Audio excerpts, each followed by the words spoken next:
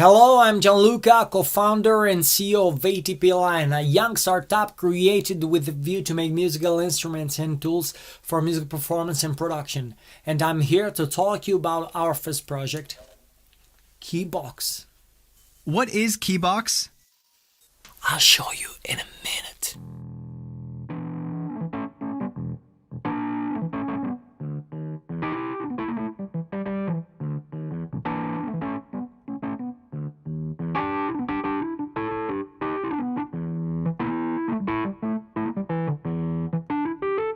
Keybo.x means keyboard in a box, and it's an electric piano sound module with an old-school kind of soul and attitude. As simple as this, with fine-sounding engine that gives you the opportunity to put the magic of the vintage approach back into the modern music. What does that mean?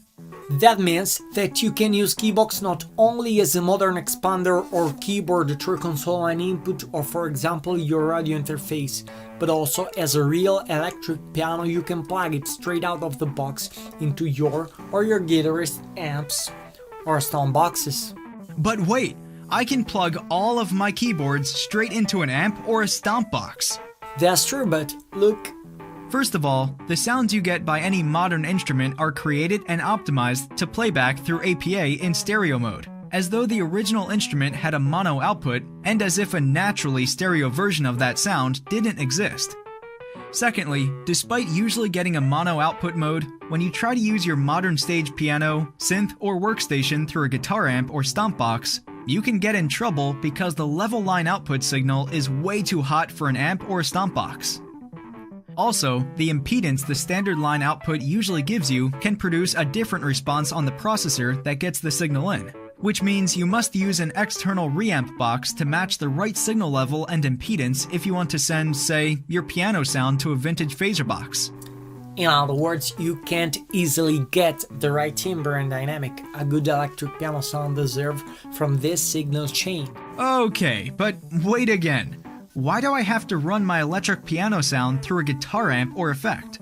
The answer is because of the magic you get when you do that. Because of the endless sonic possibilities you get. Because almost all the most famous and iconic electric piano sounds you can hear on some of the best recordings come from an electric piano played through an amp or a guitar effect.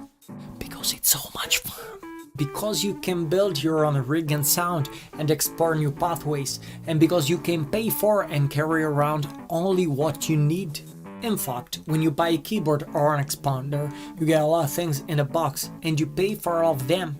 You get hardware, of course, and sounds, but also digital effects and processors, exotic functions that are optional and sometimes unhelpful inputs and outputs, and you pay for all of these things.